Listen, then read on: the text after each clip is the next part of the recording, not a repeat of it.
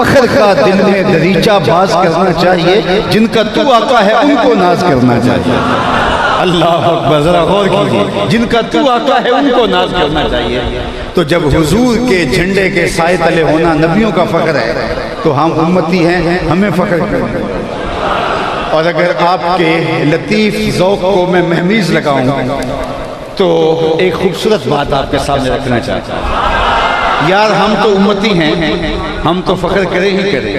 نبیوں کو حضور کے جھنڈے کا سایہ ملا، وہ تو فخر کرے ہی کرے، لیکن ذرا قرآن کے ورقے تو کھولو۔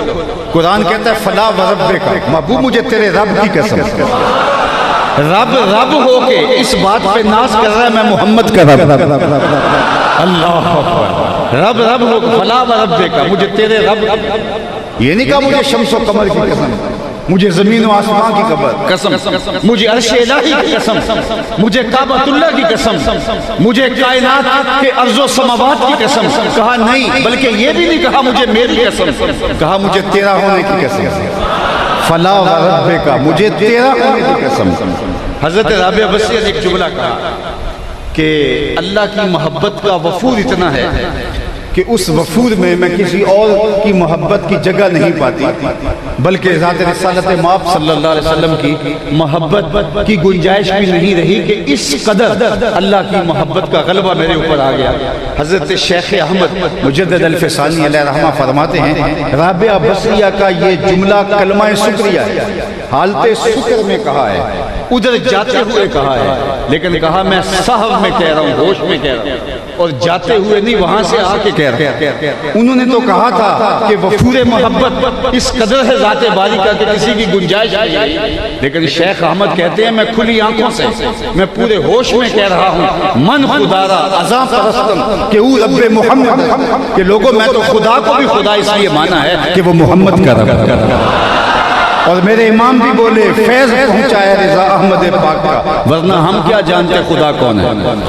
خدا تک رسائی ملی تو حضور کی چوکٹ، اگر یہ درد نہ ملتا تو کیسے خدا تک ہم پہنچ پاتے؟ جو خیال میں آتا نہیں، سوچوں میں سماتا نہیں، نہ چھوا جائے، نہ پکڑا جائے، نہ دیکھا جائے، نہ سونگا جائے، نہ تصور میں آئے، نہ گمان میں آئے، نہ خیال میں آئے، نہ عقل و خرد کے دائروں میں آئے، تو اس پر یقین کیسے ہوا؟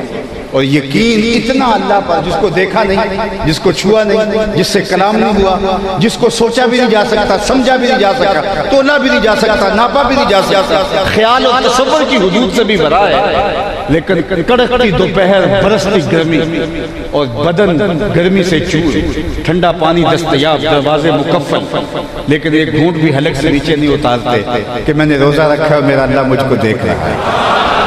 اس ذات پر اتنا پختہ یقین کیسے ہوا، اتنا تیقن کیسے ہوا جس کو دیکھا بھی نہیں ہے، جس کو سوچا بھی نہیں جا سکتا، جس کو سمجھا بھی نہیں جا سکتا، جو حدود عقل سے ورا ہے۔ اکبر الہ آبادی نے کہا تھا تو دل میں تو آتا ہے سمجھ میں نہیں آتا، تو دل میں تو آتا ہے سمجھ میں نہیں آتا، میں جان گیا بس تیری پہچان یہی ہے۔ اتنا پختہ یقین اس ذات پر حاصل کیسے ہے؟ تو ایک صحابی سے پوچھتے ہیں، حضرت خزیمہ بن ثابت انصاری سے پوچھتے ہیں، علا نامی سوا نامی ایک شخص سے حضور نے گھوڑے کا سودا کر دیا، حضور قیمت لینے گھر گئے تو کسی نے زیادہ پیسوں کا لالچ دیا تو وہ مکر گیا، حضور قیمت لے کے اس کو جب گھوڑے کا مطالبہ کیا تو اس نے کہا میں نے آپ کو بیچا ہی نہیں، حضور کہیں میں نے خریدا ہے، ابھی سودا طے ہوا تھا، یہ لے قیمت مت، گھوڑا مجھے دو، تو اس کو چونکہ زائد پیسوں کا لالچ مل گیا تھا وہ مکر گیا، لوگوں کا ہجوم بھی بن گیا، تو ہجوم کا پریشر اپنا ہوتا ہے۔ اس نے کہا میں نے تو سمجھا تھا انکار کروں گا اور پتلی گلی سے نکل جاؤں گا، یہ تو ہجوم بن گیا۔ تو اس نے کہا اچھا جی آپ کا دعویٰ ہے کہ میں نے گھوڑا خریدا ہے اور میرے بارے میں آپ کہہ رہے ہیں کہ میں نے بیچا ہے، تو میں مان نہیں رہا اور آپ اس کا کہہ رہے ہیں، تو جب دو آدمیوں کے مابین یوں نزاع بن جائے تو آپ کی شریعت کیسے فیصلہ کرتی ہے؟ تو حضور نے فرمایا میری شریعت یہ کہتی ہے جو شخص مدعی ہے وہ گواہ لائے، والیمین علی من انکر، جو انکار کرتا ہے وہ قسم دے۔ اس نے کہا بات ختم، اگر آپ نے مجھ سے گھوڑا خریدا تو گواہ لائے، نہیں تو میں قسم دے دیتا ہوں۔ مکر تو گیا تھا، قسم دینا کیا مشکل تھا اس کے لیے، اور اس کو پتا تھا موقع کا گواہ کوئی نہیں۔ اس نے کہا جی آپ کی شریعت کے مطابق فیصلہ کر دیتے ہیں، آپ گواہ لے آئیں، چلو دو نہیں ایک ہی لے آئیں، اور نہیں تو میں قسم دے دیتا ہوں۔ اب اتفاق سے گواہ کوئی نہیں تھا، لیکن جب اس نے گواہ کا مطالبہ کیا تو مجمع میں موجود حضرت خزیمہ بن ثابت انصاری آگے آیا، سینے پہ ہاتھ رکھا اور سوا نامی شخص سے مخاطبت کرتے ہوئے فرمایا گواہ مانگتا ہے؟ میں گواہی، جتنے میں حضور کہہ رہے اتنے میں سودا ہوا اور حضور نے خریدا۔ اچھا اس نے مفت تو دیا نہیں تھا، بس وہ مکر گیا تھا، پھسل گیا تھا، تو اس نے کہا جی ٹھیک ہے میرا مطالبہ پورا ہوا، گھوڑا حضور کو دیا اور پیسے تھام۔ جب مجمع چھٹنے لگا، لوگ ہٹنے لگے، تو حضور نے حضرت خزیمہ کو بلایا، کہا خزیمہ بات بھی سچی، گواہی بھی سچی، مل گئی گواہی اور گھوڑا بھی مل گیا، لیکن تم نے گواہی کیسے دی؟ تم تو موقع پہ موجود ہی نہیں تھے۔ تو سنو حضرت خزیمہ نے کیا جواب دیا۔ اللہ، حضرت خزیمہ نے عرض کی یا رسول اللہ یہ گھوڑا کیا ہوتا ہے؟ آپ کے کہنے پہ رب کی گواہی نہیں دیتی؟ آپ نے کہا تھا ہے، ہم نہ سوچ میں آئے، نہ خیال میں آئے، نہ وہم میں آئے، نہ تصور میں آئے، نہ ناپا جائے، نہ تولا جائے، نہ سمجھا جائے، نہ سوچا جائے، آپ نے کہا ہے، ہم نے مان لیا، یہ گھوڑا کیا ہوتا ہے؟ تو حضور نے حضرت خزیمہ کا ہاتھ پکڑ کے فضا میں بلند کیا، جو لوگ جا رہے ہیں لوگوں رک جاؤ، کسی عدالت کچہری میں گواہ کی ضرورت ہو تو میری شریعت دو گواہ مانگو، لیکن جہاں میرا خزیمہ ہوگا وہاں ایک ہی گواہی دو کے قائم مقام۔ فیض پہنچا ہے رضا احمد پاک کا، ورنہ ہم کیا جانتے خدا کا۔ قرآن مجید کا ایک اسلوب دیکھ لیجیے، اور میری تقریر جو ہے وہ اختتام کو پہنچ جائے گی۔ میں اس بات کو محسوس کر رہا ہوں کہ وہاں نیچے اوپر چھتوں پہ اور گلیوں میں لوگوں کا ہجوم ہے اور گرمی کی بھی شدت ہے۔ قرآن مجید کا ایک اسلوب دیکھ لیجیے، وَإِذَا سَأَلَكَ عِبَادِي عَنِّي فَإِنِّي قَرِيبٌ، ذرا اس کا لطف لے لیجیے اور گفتگو اختتام کو پہنچے۔ اے حبیب میرے بندے تیرے پاس آ کے میرا پوچھتے ہیں، ذرا توجہ چاہیے، میرے بندے تیرے پاس آتے ہیں اور پھر میرا پوچھتے ہیں، گلیوں کی، بازاروں کی، چوکوں چوراہوں کی، جنگلوں کی، صحراؤں کی، دریاؤں کی، پہاڑوں کی، خاک چھانتے چھانتے محبوب تیرے پاس آتے اور تیرے سے آ کے میرا پوچھتے ہیں۔ بندے میرے ہیں، آتے تیرے پاس ہیں اور تیرے پاس آ کے پوچھتے پھر میرا۔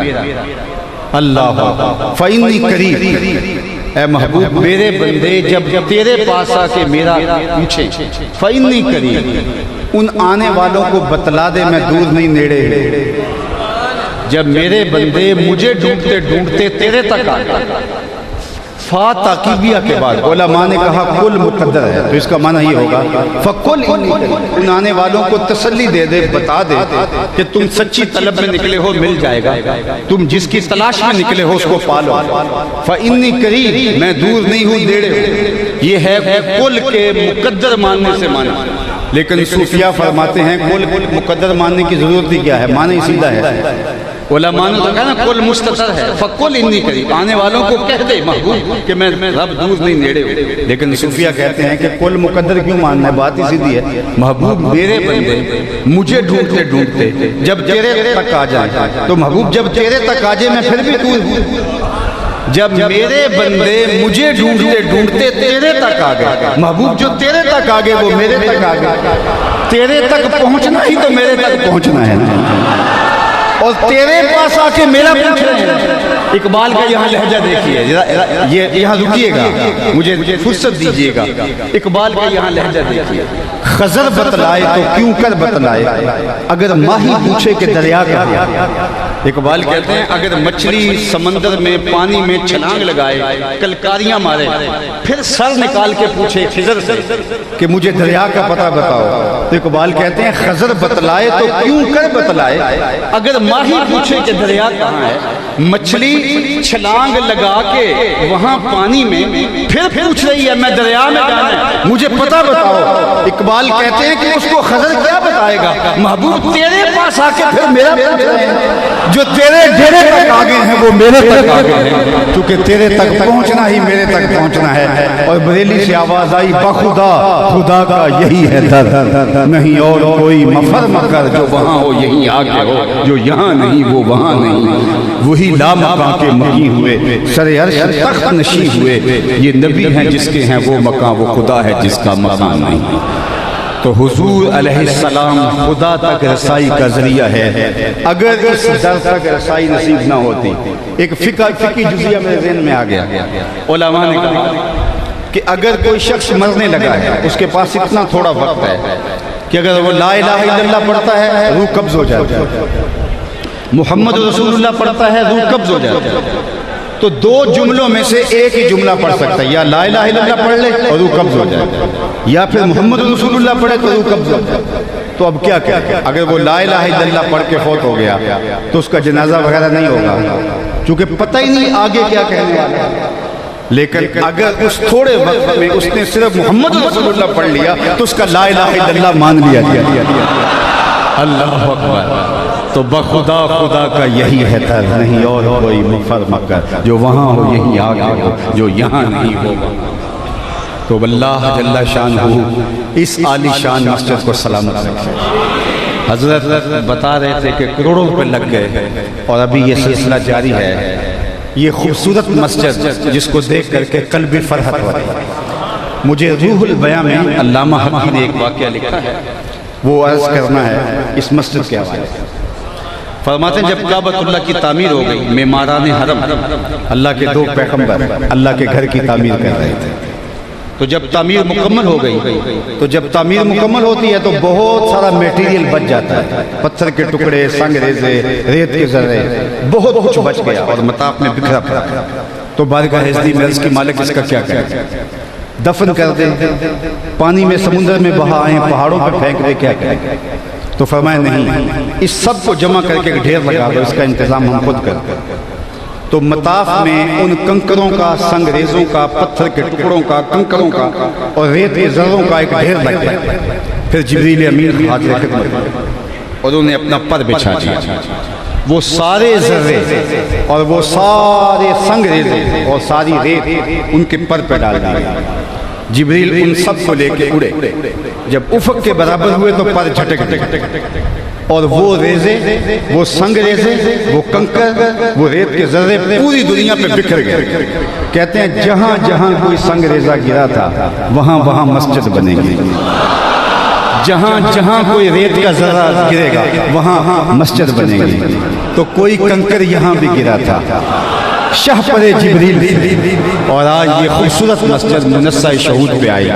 اللہ اس مسجد کو قیامت تک آباد رہے۔ جب بندہ دعا کے لیے ہاتھ اٹھاتا ہے یا سر سجدے میں رکھ دیتا ہے، شیطان کچھ بھی نہیں کرتا۔ اس نے خود اللہ کے سامنے قسم کی ہے، مجھے تیری عزت کی قسم، ان بندوں کو تیرے تک نہیں آنے دوں گا، چاروں طرف سے گھیر لوں گا۔ تو اس کے بڑے مکر و فریب اور بڑے طریقے۔ مطاف کے اندر کنکروں پر پیشانی رکھ کے ایک بندہ زاروں کے تار رو رہا ہے اور کیا کہتا ہے، اللہ مجھے معاف کر دے ورنہ قیامت کے دن مجھے نابینا اٹھانا، تیرا کیا تیرے بندوں کا سامنا بھی نہیں کر پاؤں گا۔ اتنے درد سے روتا ہے کہ چلنے والوں کے قدم رکتے ہیں۔ سر پہ کپڑا ڈالا ہے، زاروں کے تار، سسکیاں لے لے کے، ہچکیاں لے لے کے روتا ہے۔ کوئی اس کے پاس کھڑا ہو گیا، اس کی کمر پہ ہاتھ پھیر کے کہتا ہے، حوصلہ رکھ، اللہ بڑا کریم ہے، اللہ معاف کر دے گا۔ خیر جب وہ شخص رو رو کے آہوزاری کر کے اپنے رب کی حضور یہ تمنائیں کر کے اٹھ کے جانے لگا تو اس شخص کو شوق تھا کہ میں دیکھوں یہ ہے کون۔ اتنا خوف خدا، اتنا ڈر رہا ہے، پتہ نہیں کون ہے، کیا گناہ کر بیٹھا ہے۔ لیکن جب اس صاحب نے سر اٹھایا تو اس کی چیخ نکل گئی، فائزہ ہوا شیخ عبد القادر جیلانی۔ تو یہ زاروں کے تار رونے والا شیخ عبد القادر جیلانی تھا۔ ساری زندگی خدمت خلق میں بسر ہوئی، اللہ کے حکام بجا لاتے ہوئے، لیکن خوف خدا، خشیت الہی کا عالم ہے۔ حضرت جنید بغدادی کے پیر ہیں حضرت سری سکتی رضی اللہ تعالیٰ عنہ، رشتے میں ماموں بھی لگتے ہیں۔ تو حضرت جنید بغدادی کو حضرت سری سکتی رضی اللہ تعالیٰ عنہ نے ایک دن وصیت کی۔ حضرت جنید کہتے ہیں میرے پاؤں تلے سے زمین سرکنے لگی، فرمانے لگے بیٹا جب میں مر جاؤں تو میری قبر بغداد سے باہر بنانا۔ میں نے پوچھا حضرت کیوں؟ لوگ تو بغداد میں دفن ہونے کو ترستے ہیں۔ کہا میری بدعمالیوں کی وجہ سے بغداد کی مٹی میری لاش قبول کرنے سے انکار نہ کر دے۔ الذین یبیتون لربہم سجدا وقیاما، یہ وہ لوگ ہیں جو اپنی راتیں سجدے میں اور قیام میں بسر کرتے ہیں۔ ہم تو 4 نمازیں تسلسل سے پڑھ لیں تو بے نمازیوں کو حقیر سمجھنے لگ جائیں، لیکن یہ کیا ہے، زندگی ذکر و فکر میں گزرتی ہے، سجدہ و قیام میں راتیں بسر ہوتی ہیں، لیکن عرض کیا کرتے ہیں، مالک ہم سے جہنم کا عذاب پھیر دے۔ آؤ میں اور آپ اپنے گریبان میں جھانکیں، اپنے من میں اتریں، اللہ نے ہمیں کتنی نعمتیں عطا کی ہیں، کیا کچھ نہیں عطا کیا۔ ہماری راتیں کیا قیام اور سجدوں میں بسر ہوتی ہیں، ہماری 5 نمازیں بھی پوری ہیں، اگر ہماری 5 نمازیں بھی پوری نہیں اور سجدہ و قیام بھی ہمیں نصیب نہیں ہے تو پھر افسوس ہے ہمارے جینے میں۔ جب کسی سے پیار پیدا ہوتا ہے تو پھر یہ آرزو مچلتی ہے کہ میں اس کے ہونٹوں سے سنوں کہ میں تم سے پیار کرتا ہوں۔ تو بندہ ہو کے پیار رب سے کرتا ہے تو پھر دل میں آرزو تو مچلتی ہے کہ کانوں میں کوئی نغم رس بولے اور کوئی مجھے کہے کہ تم پیار کرتے ہو تو وہ بھی تم سے پیار کرتا ہے، تو زندگی کی ساری تھکن اتر جائے۔ تو کہا کہ یہ سننا چاہتے ہو نا، یہ آرزو ہے نا تمہاری، تمہاری رت جگے، تمہاری راتوں کی تنہائیوں میں سجدے، تمہارا دن رات رکوع قیام اور تمہارا اس کے حضور پیچ و تاب اور اضطراب اور زندگی کا یہ سارا تمہارا لف و نشر اس کی ذات کی رضا کے لیے ہے نا۔ تم چاہتے ہو کہ ہمارا رب ہم سے راضی ہو جائے، کبھی کعبے کے چکر کاٹ رہے ہو، کبھی پتھروں کو چوم رہے ہو، حجر اسود کو چوم رہے ہو، کبھی ملتزم پہ لپٹ لپٹ کے آہوزاریاں کرتے ہو، کبھی مطاف میں پیشانی رگڑتے ہو اور کبھی حتیم میں روتے ہو۔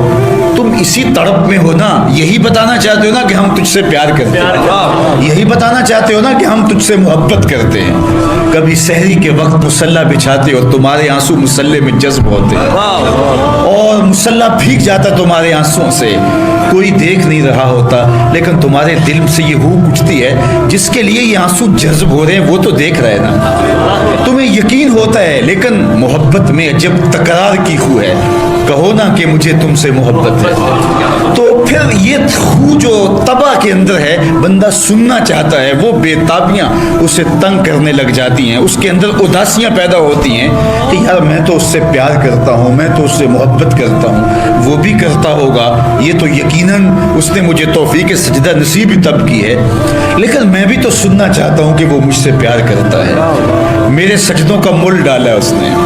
اگر میں گلی گلی کی خاک چھانی اور نگر نگر گھوم کے اس کے حرم کے چکر کاٹے اور دیوانہ وار گھوما تو وہ بھی تو کہے مجھے تیرے چکر عاشق زار نظر آ رہے ہیں اور میں تجھے پسند کرتا ہوں، تو چکر کاٹ رہا ہے، میرے حرم کا طواف کر رہا ہے، میں تیرے اوپر رحمتیں نچھاور کر رہا ہوں، تو سننا چاہتا ہے بندہ کہ وہ بھی کہے کہ ہاں تیری محبت قبول ہوئی، تیری محبت مراد کو پہنچی۔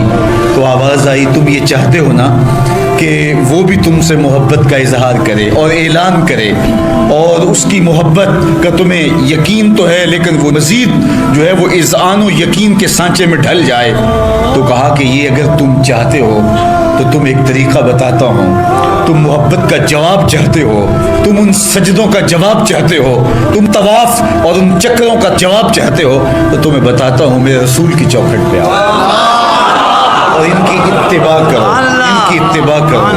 تم نکلے تو محبت کرنے تھے، تم عاشق زار بنے تھے، لیکن یحببکم اللہ، وہ خدا ہو کہ تم سے محبت کرے گا۔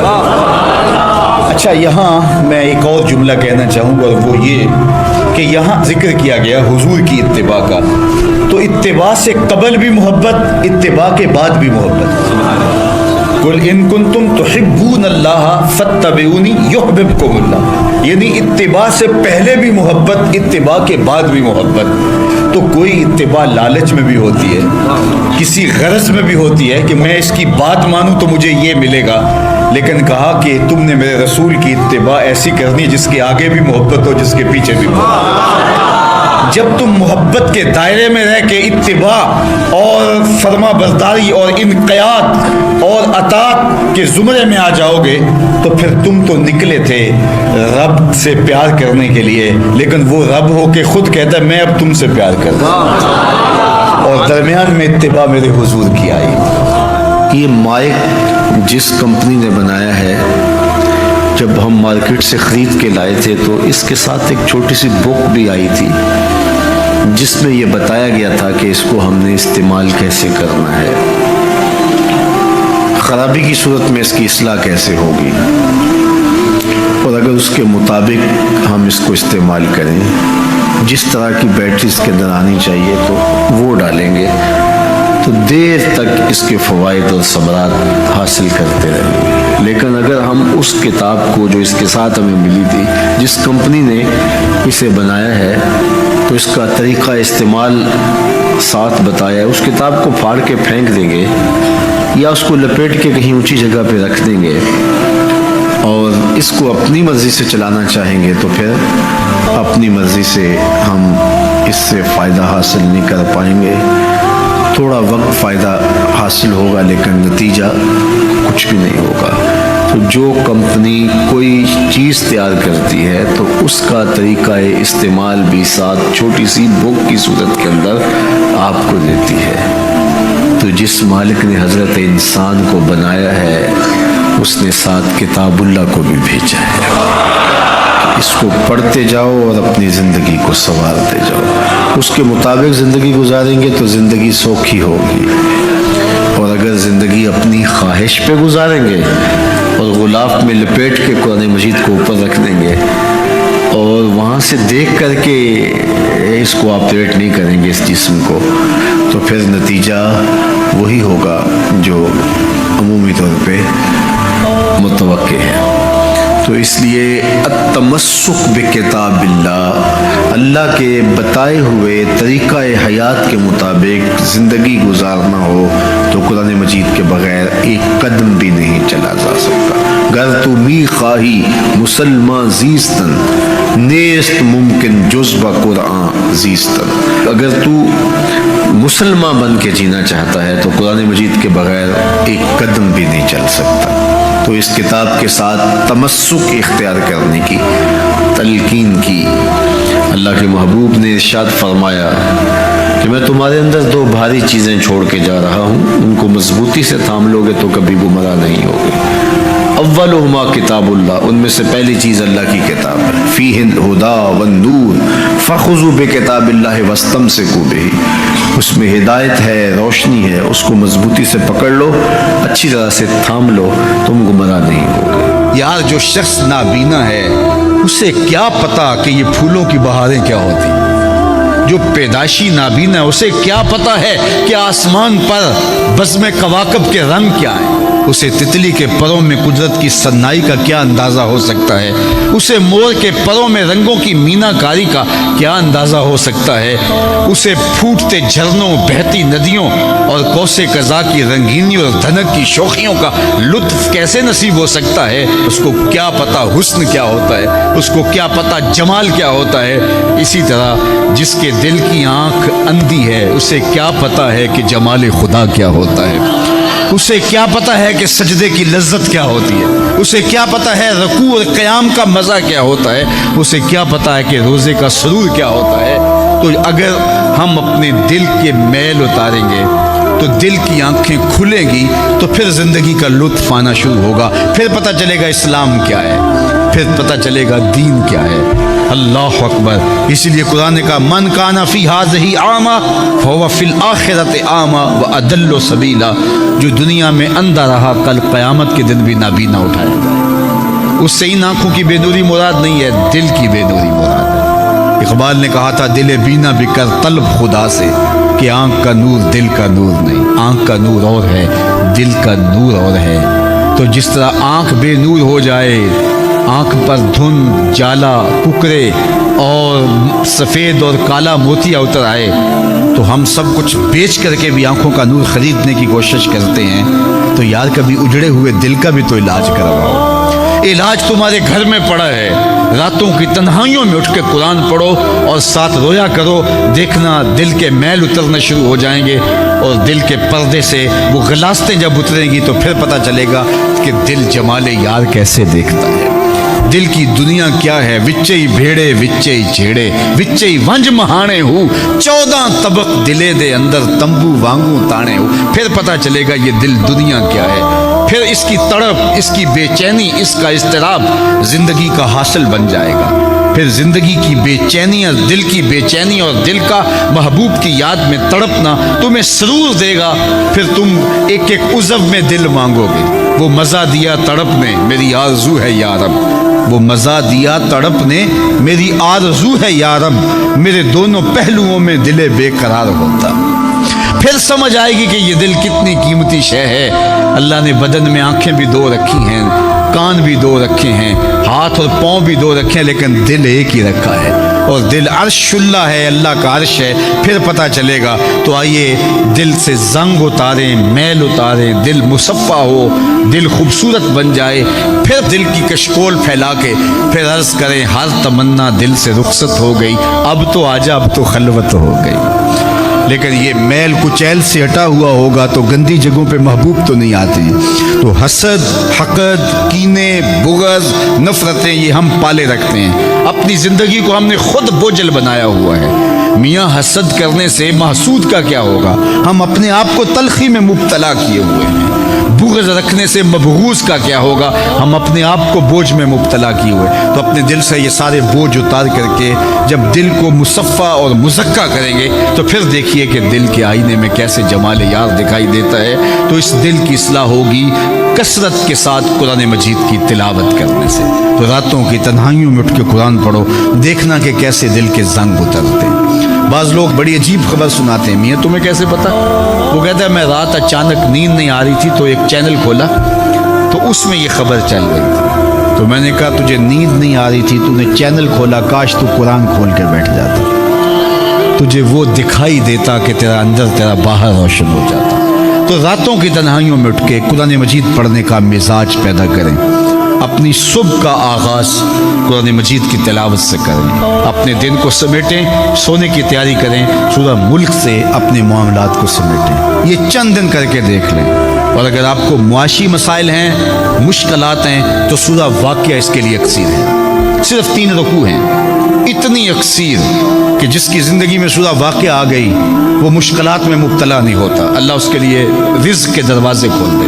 مدینے کی گلی سے میرے حضور کا گزر ہوا. ایک ایسا مکان بن رہا تھا جس طرز کے مکان کو حضور پسند نہیں کرتے. تو پوچھا یہ کس کا مکان ہے؟ کہا فلاں انصاری کا. حضور گزر گئے, کسی نے اس کو جا کے بتایا حضور تیری گلی سے گزرے تھے, تیرے مکان کو دیکھا, شاید حضور کو پسند نہیں آیا. چہرہ بتا رہا تھا حضور کا کہ تیرا مکان اچھا نہیں لگا. انہوں نے کدال لیا اور مکان زمین کے برابر کر دیا. چند دن کے بعد حضور کا پھر گزر ہوا تو دیکھا کہ مٹی کا ڈھیر پڑا ہوا ہے, ملبہ پڑا ہوا ہے. کہا اس شخص کو بلاؤ. بلایا گیا. کہا میں گزرا تھا, تیرا مکان بن رہا تھا, اب مٹی کا ڈھیر پڑا ہے. حضور میں نے گرا دیا. فرمایا کیوں؟ عرض کی سنا تھا آپ کو پسند نہیں, سنا تھا آپ کو پسند نہیں. میں اور آپ اپنے اندر اترے اور دیکھیں ہمارا کیا کیا حضور کو پسند. محمد دی زیارت محمد دے رنگ وچ ٹھگ بازیاں جانے پیارا صلی اللہ علیہ وسلم. جب ان کے ہوئے تو پھر اپنی خواہش رہی کہاں؟ اپنی رضا کو محبوب کی رضا میں فنا کر دینے کا نام ہی تو محبت ہے. تیرے ہندیاں سندیاں محبوبہ, میں کافر ہوں جے میں ہوں, اپنی نفی کرنے کا نام ہی تو محبت ہے. لیکن میں اپنی خواہشات کا پتلا ہوں اور عاشق رسول بھی ہوں. کیسی عجیب کہانی ہے. میں اپنی آرزوؤں کا بندہ بھی ہوں اور عاشق رسول ہوں. کیسی عجیب کہانی ہے. جب ان کے ہو گئے پھر اپنا کچھ نہ رہا. محبوب کی رضا میں اپنے آپ کو گم کرنے کا نام محبت ہے. جب ان کے ہوئے تو پھر زندگی کا جمال, زندگی کا نور نصیب ہوا, زندگی کی حقیقتیں ہاتھ آ گئی. میں عاشق رسول کہلاتا ہوں, حج اور عمرے بھی کرتا ہوں. میں 1.25 لاکھ مرتبہ جو ہے وہ ہر ہفتے میں درود بھی پڑھتا ہوں. میں محفل میلاد کرواتا ہوں, پوری دنیا کے نعت خواں جمع کرتا ہوں. لیکن حضور کی سنت چہرے پہ سجانے کی توفیق نہیں ہے. مجھے حضور علیہ الصلوۃ والسلام کے بتائے ہوئے طریقے کو اختیار کرنے کی ضرورت نہیں ہے. صاحب سوچیں کہیں آپ اپنے آپ سے دھوکہ تو نہیں کر رہے. ان سے تو نہیں کیا جا سکتا, ان سے دھوکہ کون کرے. وہ تو جانتے ہیں کون کہاں کھڑا ہے۔ میرے حضور بولے یاری لا تو پاک نبی سنگ اے پر پوری یاری، یاری لا تو پاک نبی سنگ اے پر پوری یاری، پھر درود قبول ہے تیرا لکھ نہ لو ایک بار، پھر نہ لاکھ مرتبہ پڑھنا، ایک بار ہی پڑھ لینا وہ بھی قبول۔ اشہد بلال عند اللہ اشہد، پھر بلال کا اشہد بھی قبول ہے۔ وہ چہرہ اور چہرے کا دل نہیں دیکھتے، بندے کا دل دیکھتے ہیں۔ تو جب تم اپنے باطن کو حضور کے نام پہ لگاؤ گے تو پھر ایک ایک عمل ان کی سنت کی اتباع میں۔ یہ صوفی کی علامات ہیں۔ رنگ برنگے کپڑے پہن لینے سے صوفی نہیں بنتا، مختلف رنگوں کے پٹکے باندھ لینے سے صوفی نہیں بنتا، صاحب بھنگ گھوٹ کر پینے سے صوفی نہیں بنتا، ڈھول کی تھاپک پر ناچنے اور رقص کرنے سے صوفی نہیں بنتا، مختلف تصوف کی اصطلاحات کو یاد کر لینے سے صوفی نہیں بنتا، محمد عربی کی غلامی سے صوفی بنتا ہے، حضور کی چوکھٹ کی فقیری سے صوفی بنتا ہے۔ طائف کے بازاروں میں لوگوں نے پتھر تک مارے، نالین خون سے زخمی ہو گئے، اور ادھر سے حکم بھی آتا ہے محبوب بولو تو صحیح، ان پہاڑوں کو ایسے جو ہے وہ جوڑیں گے کہ یہ درمیان میں پس کے رہ جائیں گے، عذاب کے فرشتے حاضر ہو کے پیشکش کرتے ہیں، لیکن میرے حضور فرماتے ہیں نہیں، میں رحمت بن کے آیا ہوں۔ وہی رحمت للعالمین نبی فتح مکہ کے دن حکم دیتے ہیں کہ ابن خطل کو قتل کر دو، اس کی لونڈیوں کو قتل کر دو، یہ حضور کا گستاخ تھا، ہجب کیا کرتی تھی اس کی لونڈیاں، گا گا کے حضور کی اہانت کیا کرتی تھی۔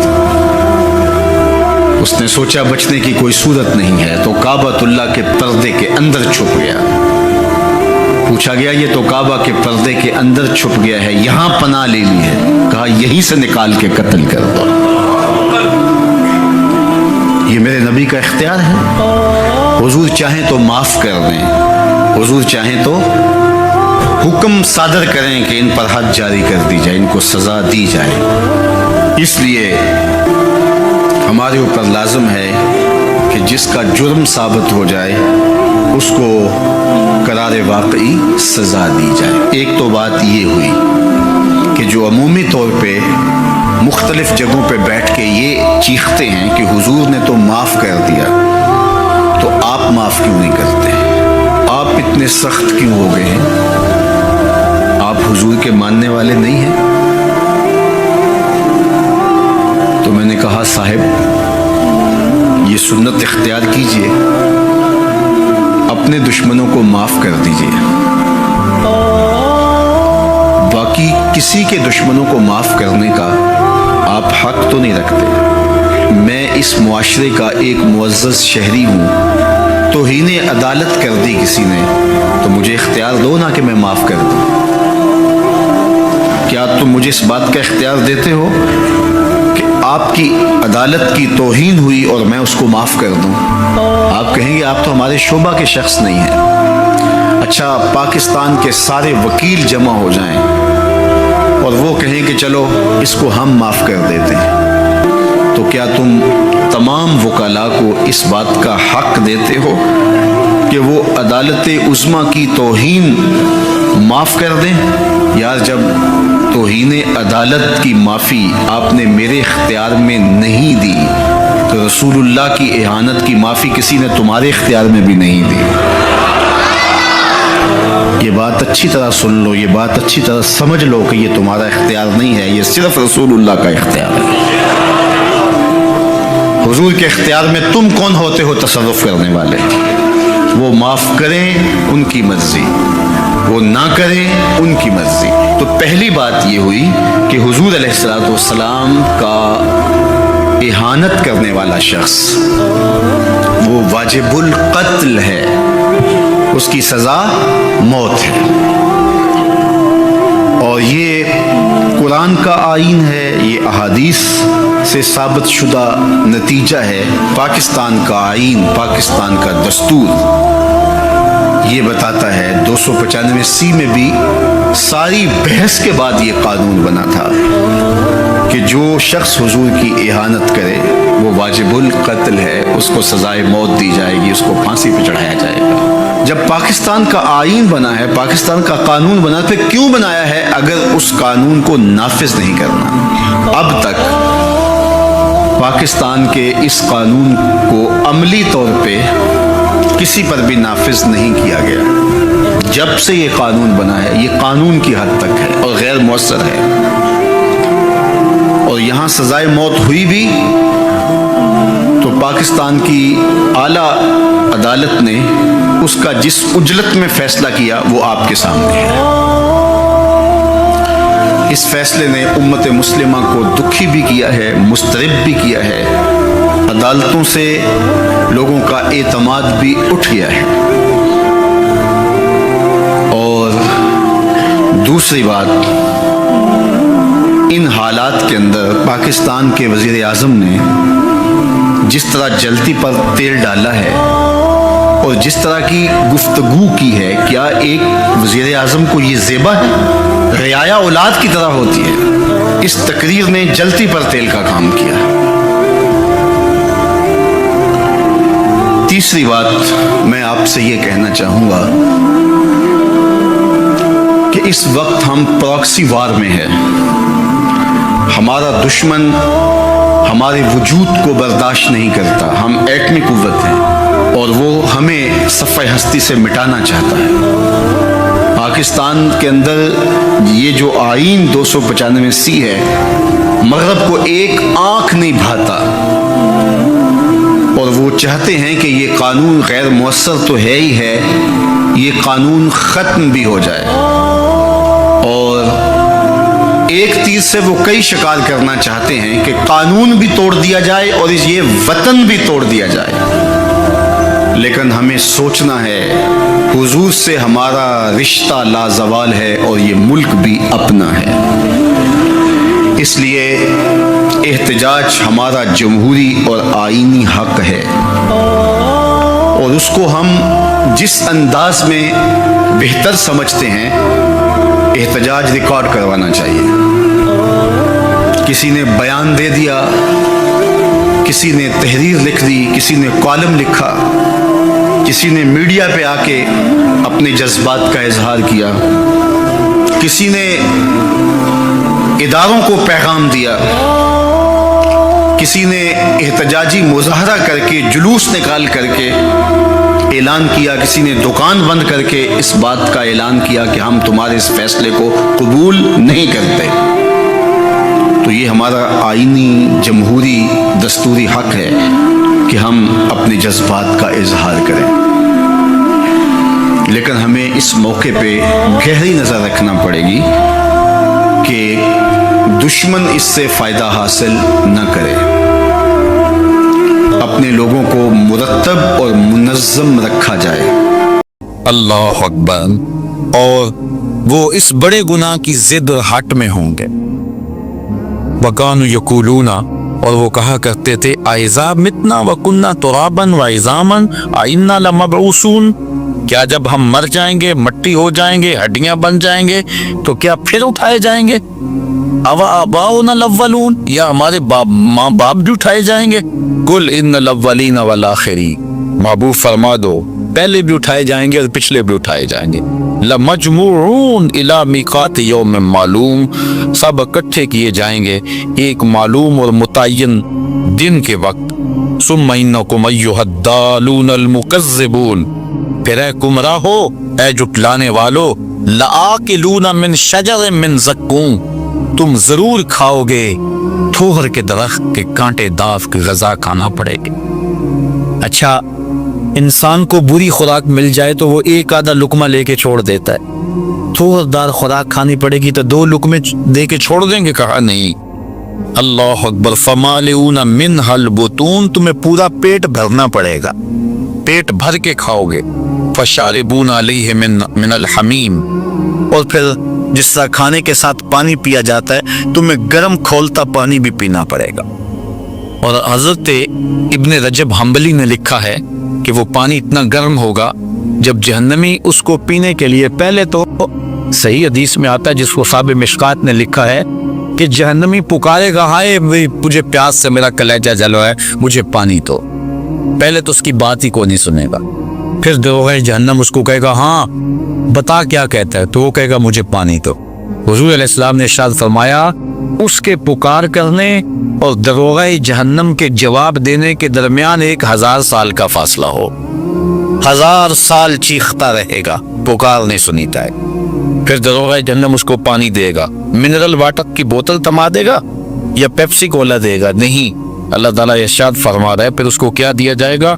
مائے حمیم دیا جائے، وہ اتنا گرم ہوگا کہ ابن رجب حنبلی لکھتے ہیں جب پینے کے لیے کٹورے کو، پیالے کو منہ کے سامنے کرے گا، اس سے اٹھتے ہوئے بھاپ کی وجہ سے اس کے چہرے کی کھال ادڑ کے اس کے اندر گر پڑے، لیکن اس کے باوجود اس کو پینا پڑے گا، مانگا تھا پینا پڑے گا۔ اب کیا 2 گھونٹ لگا کے چھوڑ دے گا کہ گرم بڑا ہے؟ نہیں، سنو قرآن کیا کہتا ہے، ارشاد فرمایا فَشَارِبُونَ شُرْبَ الْہِیمِ، پھر تم ایسے پیو گے اس پانی کو جس طرح پیاسا اونٹ پیتا ہے، جتنا پانی اونٹ پیتا ہے اس طرح تم کو پینا پڑے گا۔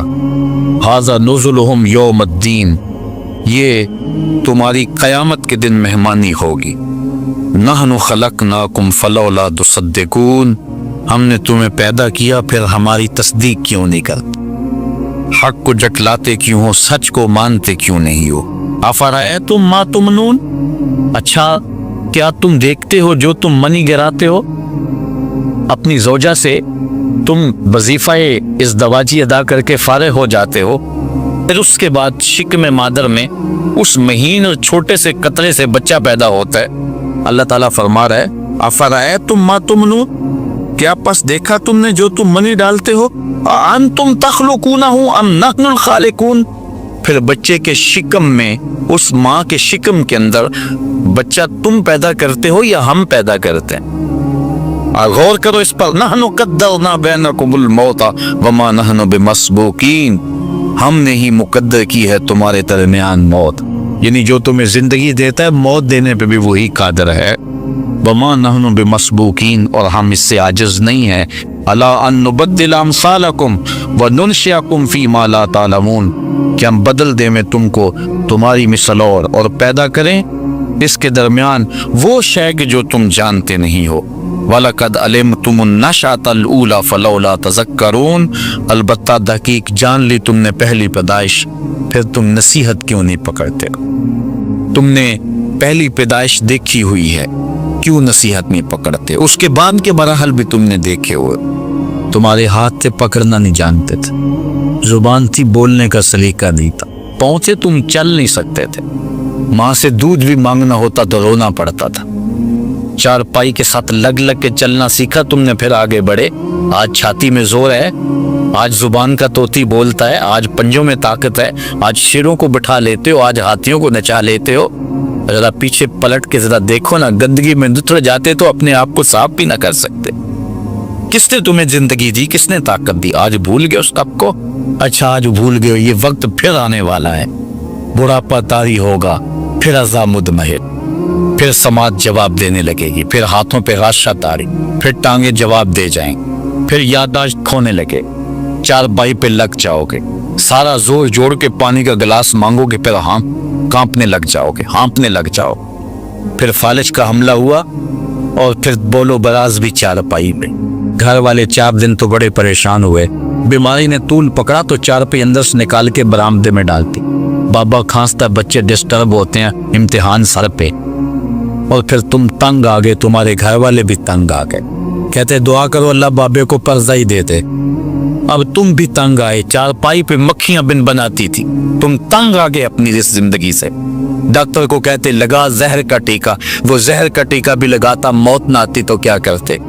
ثم اماتہ فاقبرہ، دیکھو اپنے رب کا انداز، رب کہتا ہے شکر کر تجھے میں نے زندگی دی، اور اب شکر کر تجھے موت عطا کی۔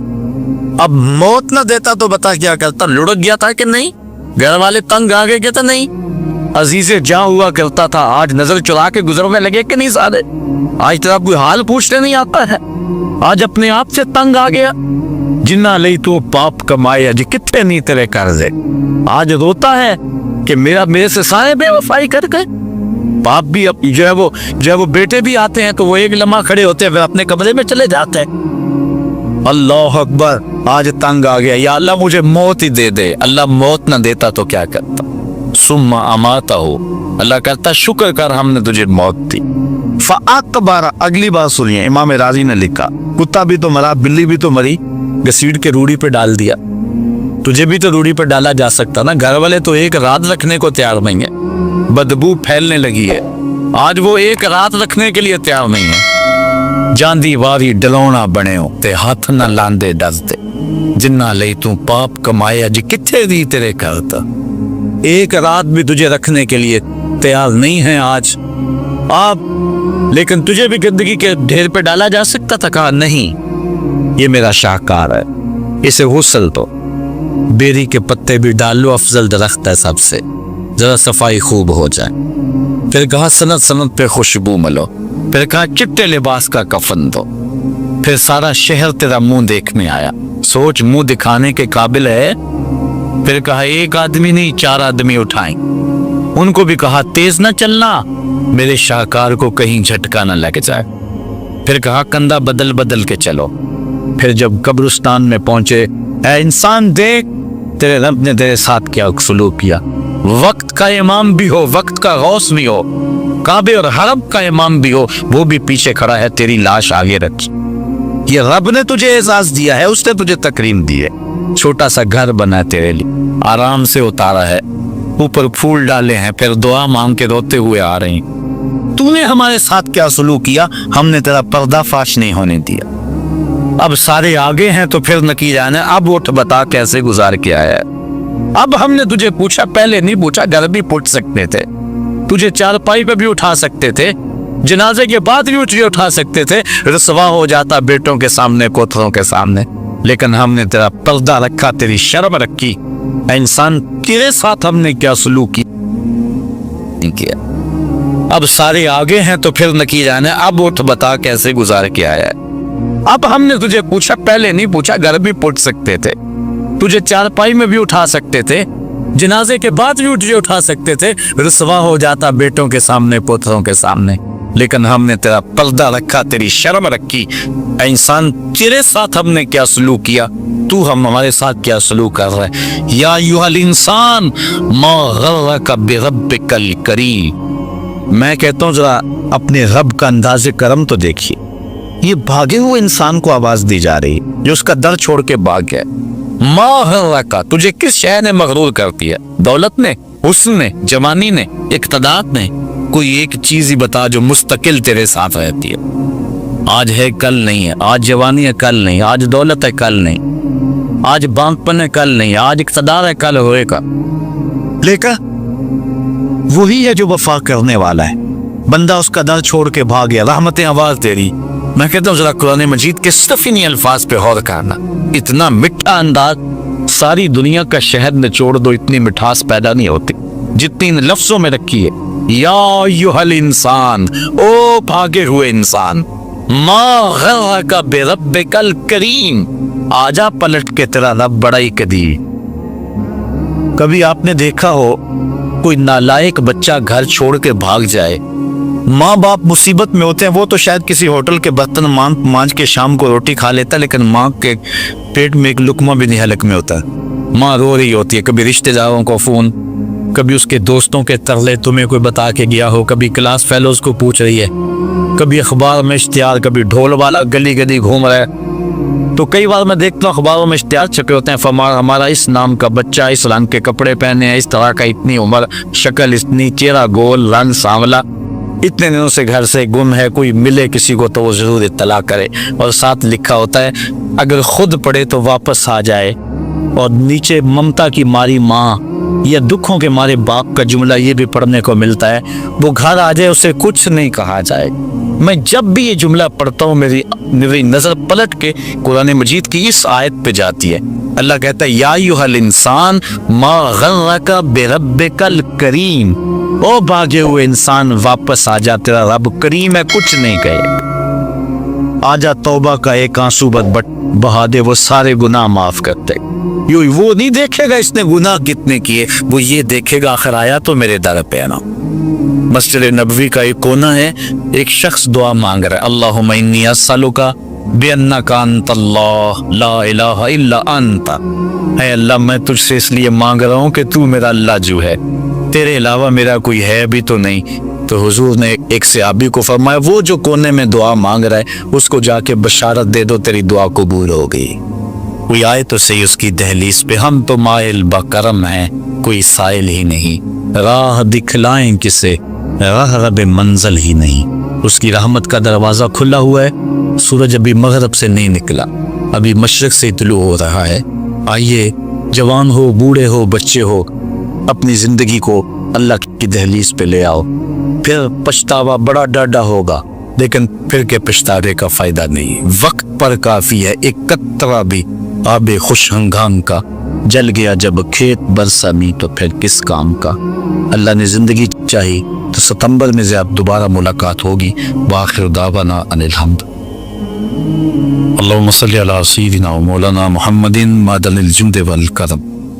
अल्लाह उठे हुए हाथ, फैली हुई झोलियाँ रहमतों से भर दे, बख्त की बहारें नसीब कर दे, मुकद्दर की खजाएं रुखसत फरमा। जिएं तो तेरे लिए, मरें तो तेरे दीन के लिए, और ज़िंदगी की आखिरी सांस तक तेरे रसूल के वफादार। हर इल्लत, हर किल्लत, हर जिल्लत से रिहाई दे, अपने पाक नबी के दर की गदाई दे। इतने लोगों की आमीन के साथ दुआ है, मेरे वतन की हिफाजत फरमा, मेरे मुल्क के कूचा व बाजार को अमन दे दे। ऐ अल्लाह, मेरे वतन के एटमी असासों की हिफाजत फरमा, हमें नेक, साले, गैरतमंद और बाहमियत हुक्मरान अता फरमा। भटके हुए आहू को फिर सुए हरम ले चल, इस शहर के खूगर को फिर वुसअते सहरा दे। मैं बुलबुल नाला हूँ इस उजड़े गुलिस्तां का, तासीर का साइल हूँ मोहताज को दाता दे। अल्लाहुम्मा अय्यिदिल इस्लाम वल मुस्लिमीन, अल्लाहुम्मा अइज़्ज़िल इस्लाम वल मुस्लिमीन। है अल्लाह, पूरी उम्मत मुस्लिमा को खोया हुआ बेकार दे दे। काबल, कंधार, किला जंगी, दश्ते लैला, तोरा बोरा, तकरीत, मूसल, बगदाद, अलकुद्स, कश्मीर, गजा, जहाँ जहाँ उम्मत मुस्लिमा जुल्म और जबर की बाहों में कसी कुरा रही है, निजात अता फरमा। शतीला और सालरा के कैंपों में मुसलमानों की मदद फरमा। गवांटा, नामूबे के जेल खानों की सलाखों के पीछे तड़पते कैदियों की मदद फरमा।